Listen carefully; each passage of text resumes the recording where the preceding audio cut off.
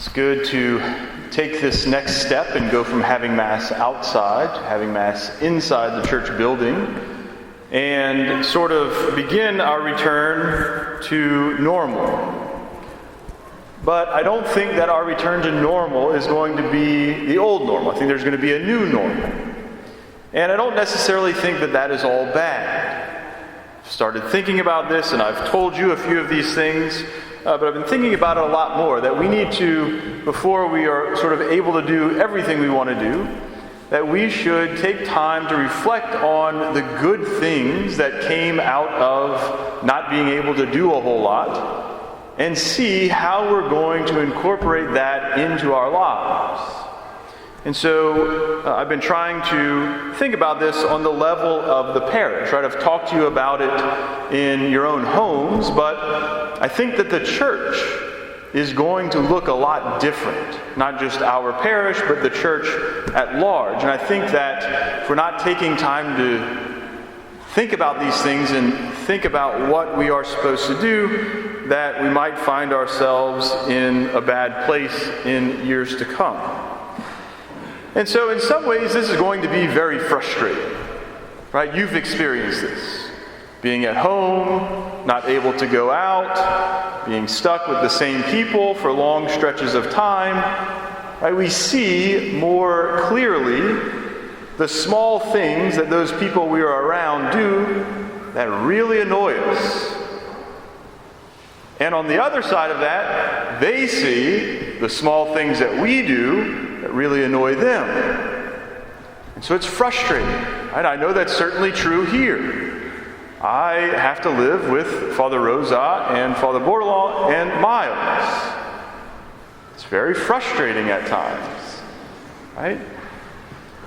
But it's also good. There are some good things that are coming from this, right? And you've told me these things. I've mentioned them already. More free time, more time to spend together as a family, more time to pray, not constantly going from place to place and thing to thing. And so it helps us to have more quality time together. And in the realm of the church, I think that this is forcing us to think about what our mission is. What are we supposed to be doing as the church? And I think that we need to focus on two things. That we need to preach the gospel and teach the faith. Or maybe we need to know the faith and preach the gospel. Right? That is what is essential. And I think that our second reading today gives us some insight into this and shows us how we can do this. So in that second reading, we heard from the first letter of St. Peter, as we have the past couple of weeks. And we have to remember that St. Peter is writing to a community of the faithful. He's not writing to the priests. He's not writing to the bishops. He's writing to everyone. And that section that we hear today begins like this. Beloved, sanctify Christ as Lord in your hearts.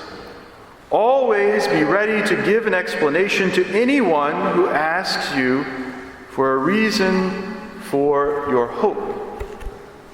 And so in that little section of Peter's letter, I think we see those two things that we need to focus on in order to carry out our mission as members of the church.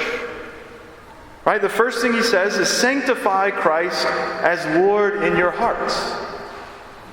This means that all of us, right, no matter if we go to Mass every day and pray 10 rosaries a day and, kneel down for 3 hours to do penance, or if we make it to Mass most of the time, no matter where we are, we have to constantly be converted.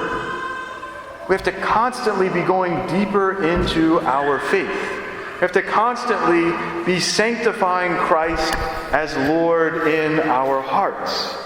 Right? All of us can look at our life and find areas where Christ is not Lord. Right? That's why we go to confession. because we have failed to make Christ Lord of particular areas of our life. And so we have to strengthen our own faith. Right, that's the first task I think we have in this time of the new normal. And the second thing follows from that, or the second thing can only be done if we grow in our faith. And so St. Peter continues writing, "Always be ready to give an explanation to anyone who asks for a reason for your hope." That if we are living this life of faith, that people are going to see it. And they're going to ask us about our faith. They're going to say, "Why are you always so happy?" Or "Why do you go to Mass every weekend?" Or "Why do you do this or that?" They're going to ask us. And we have to be ready to give them a response. And the thing that I've been thinking about a lot lately, I think can be summed up this way. So if we have to be ready to give a response for our hope, outsiders are going to ask us questions. But who asks questions the most? Little kids. And who do they normally ask them to? The people they're around the most, their parents. And so, again, Peter is not writing just to bishops and priests, but he's writing to all of the faithful. That we all need to grow in our faith, and that we all need to be ready to respond to the questions that come to us from those around us. And so you, as parents especially, have to be ready to respond to your children's questions. You have to be ready to teach them the faith that you have. And so we need to constantly be growing in our faith so we can constantly be better responding to those questions. Right? You know that your children ask a lot of questions. You need to be ready to respond to them. And so what I've been thinking about, and I don't know exactly what this is going to look like.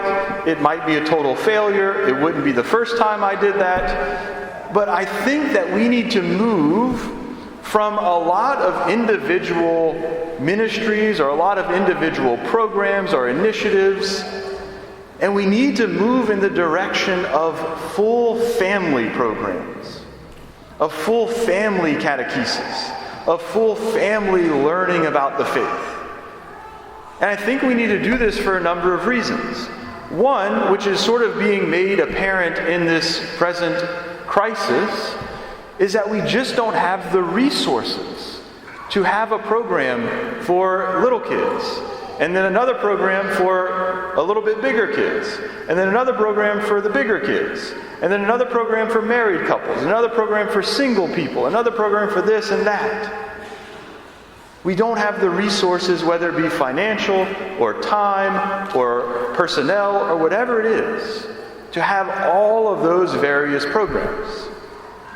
But I also don't think that they are as helpful as all of us coming together, you coming together as families, and diving into the faith together. I think that's much more effective. And so I'm trying to think through of what a full parish catechism program would look like.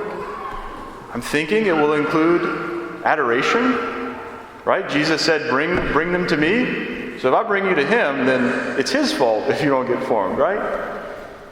And so coming together in adoration and learning as a whole community the truths of the faith and growing in that faith. And that will be equipping you as adults and parents to have the answers whenever your children ask you for a reason for your hope. Now, they probably won't put it in those words, right? If your 3-year-old comes up to you and says, "Mom, Dad, what's the reason for your hope?" then come talk to me, because that person might have a vocation, right? But they are going to ask you, "Why do I have to go to Mass today? Why do we need to go to confession? Why does it matter if I go to that party and get drunk? Why do you care?" Right? That's the way that they are going to ask you for the reasons for your hope. And you have to be ready to respond to them, not just with, because I said so. Right? My parents got away with that a lot. And I was scared of my dad, so it worked. But we need more than that, or else whenever they're not scared of you anymore, or they're out of your house, then they're going to do whatever they want. Because they haven't been given a reason for their hope. And so I think that this is one of the good things that is going to come from this current pandemic. And this is not really a new normal, but it's actually a return to the normal that the church has always envisioned. Right? In the rite of baptism, the priest or the deacon tells the parents having their child baptized, in having your child baptized, you are taking on the responsibility of raising your child in the ways of the faith. Do you understand what you are undertaking? It has always been the vision of the church that parents are the educators in the ways of faith of their own children. Right? We priests are here to help you and to educate you, but it's your job to pass it on to your children. And I heard a very wonderful story yesterday of someone doing just that. Someone was calling to me whenever their child, now an adult, made their first communion. They, as parents, went over what the child was going to say. And the list that the child had was, I committed murder, I stole a bunch of stuff, I committed adultery.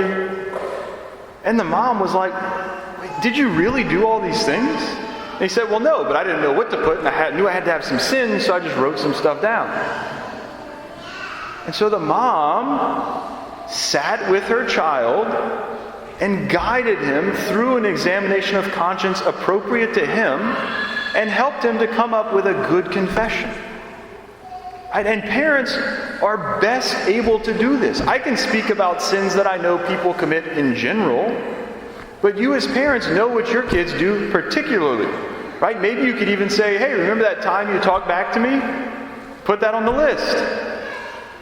Right? That's a sin. Because God says to honor your father and mother. And so you are able to guide them and educate them in their faith in those ways. And so this new normal is very much a return to what the church has always instructed us to do. And so we pray that we will be sanctifying Christ in our hearts, right? That we would grow in our faith because of the changes that are coming to our world. We pray that in doing so, we would be always ready to respond whenever people ask us for the reason for our hope.